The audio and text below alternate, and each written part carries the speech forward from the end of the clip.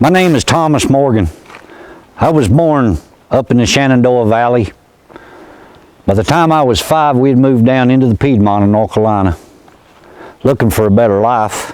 Of course, we were still under the rule of King George III. He was quite a tyrant. By the time I'd become a man with a family of my own, he'd taxed us so heavily we couldn't afford to pay our taxes. But I'd heard about a few venturous men that had crossed the Blue Ridge over into the Cherokee territory. Men like William Bean, James Robinson. And I also heard that people were settling on the other side of the mountain.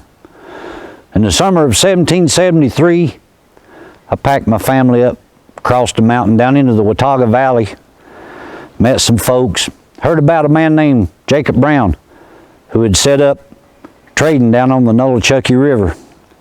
Went down and met the gentleman, got a fine piece of land from him. We commenced working, building us a cabin, worked day and night. Most of the land had already been cleared by the Cherokee years before. We began to plant crops. But like every other man that crossed those mountains, I joined the militia. Served under Colonel John Sevier, Nolichucky Jack's what we called him. And they used us to build roads, to raise barns, to protect the settlements. Well, the leaders, commanders had got together and they wrote something called the Articles of the Watauga. As far as I know, that was the first free and independent government that was established outside the 13 colonies. A little while later, a man by the name of Richard Henderson wanted to buy a huge tract of land from the Cherokee. He called a meeting on the Watauga. We rode up to see what it was about. I never seen so many Cherokee in one spot in my life. The principal chief, Attakulla, Little Carpenter we called him, he sold Henderson a huge tract of land that would later become Kentucky. A young warrior by the name of Dragon Canoe protested the settlement of this land. He took a large group of warriors and moved west down on the Tennessee River and formed what was called the Chickamauga Band. His main goal was to push all us settlers back over the mountain. Well, we were charged to build the very first fort on this side of the mountain. We named it Fort Lee. They called up all the militia. We started cutting logs, started building the fort near the mouth of Big Limestone Creek on the Nolichucky.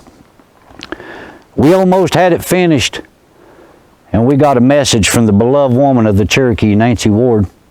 Said that Dragon Canoe was coming with a massive force of warriors. Most everybody left, went up to the Watauga, fortified the home of Matthew Talbot, squatted down and waited for the attack. Colonel Sevier and a handful of us, we stayed thinking we might be able to protect Fort Lee, but the colonel decided the force was too much against us.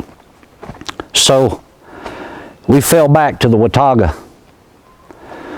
A good thing for us, as they came through, Dragon Canoe split his forces. Raven took his warriors and went to Carter Valley, Southwest Virginia, raiding and burning. Dragon Canoe took most of his warriors, went to Long Island. Old Abram brought his warriors straight toward us to Fort Watauga. Well, the morning of the attack, we were all in the fort, except for a few girls that went out to milk.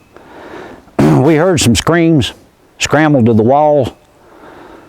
All these young ladies was running toward the fort with the warriors right behind them.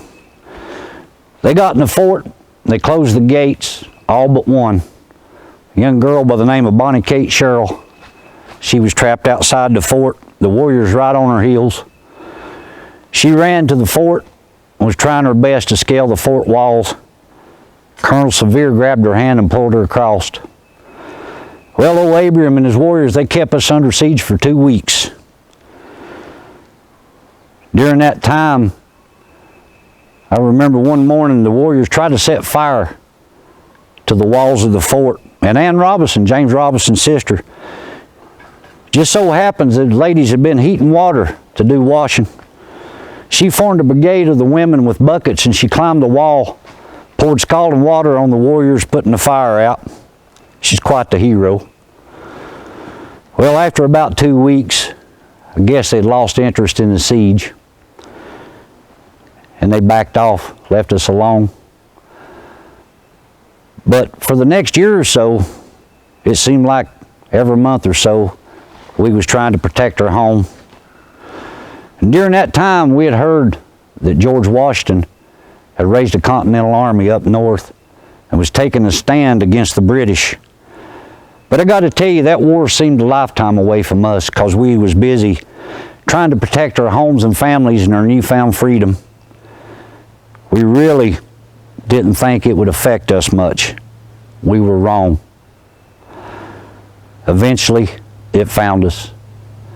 I'd like to invite you to join me again next week as I take you deeper into the story and further down the trail. Thank you.